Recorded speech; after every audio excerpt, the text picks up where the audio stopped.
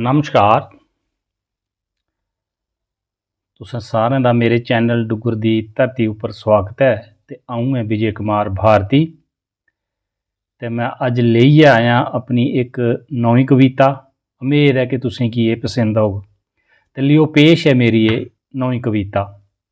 जे पक्खरू साई थोंदे फंग, जे पक्खरू साई थोंदे फंग, गास उड़दे मानू मस्त मलंग। नराले मानू दे भी हुंदे ढंग, फंगें दे हुंदे भी अनेकां रंग। शैल मजा भारें दा भी मानू भी लेई लैंदा, शैल मजा भारें दा भी मानू भी लेई लैंदा। जे रब मानूएं की फंग देई दिंदा, जे रब मानूएं की फंग देई दिंदा। लोड़ पौंदी नी बस्सें कारें दी, लोड़ पौंदी नी बस्सें कारें दी, लिंदा खबर चन्न सतारें दी। लोड़ पौंदी नी बस्सें कारें दी, लिंदा खबर चन्न सतारें दी। उंदी कदर नी रेलै जहाजें दी, उंदी कदर नी फ्ही रेलै जहाजे दी। उंदी कदर नी रेल जहाजें दी, भी मत मारी दिंदा बाजें दी। छुड़ी महल मनारें की, भी रुखै उप्पर बेही लैंदा। जे रब मानूएं की फंग देई दिंदा, जे रब मानूएं की फंग देई दिंदा। मानू भरदा भी डुआरी, दिखदा दुनिया सारी। मानू भरदा भी डुआरी, दिखदा दुनिया सारी। भी लोड़ बिजे दी पौंदी नी, भी फौज बनैर बौंदी नी। भी लोड़ के मदानें दी कंगरें बिच सेई लैंदा।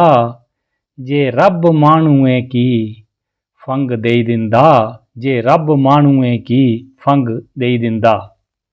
मानू कटदा चक्कर पहाड़ें दे, सैलियें धारें जंगल जाड़ें दे।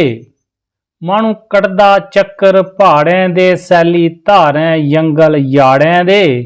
इक इक रुख गांदा भी, नित हिरखी गीत गांदा भी।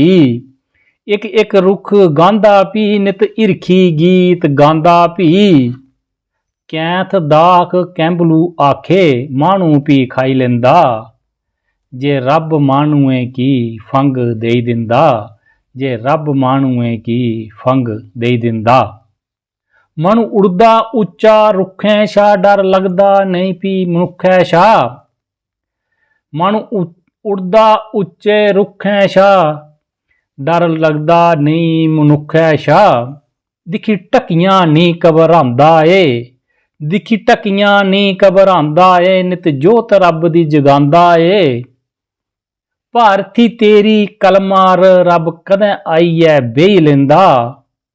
जे रब मनुखे की, जे रब मानूएं की फंग देई दिंदा, जे रब मानूएं की फंग देई दिंदा। जेकर कविता शैल लगे लाइक शेयर कमेंट जरूर करियो। तो मेरे चैनल डुग्गर दी धरती की भी सबसक्राइब करियो। तो घंटी के बटन की दबाना नहीं भूलियो। जय हिंद, जय डुग्गर, जय मां डोगरी।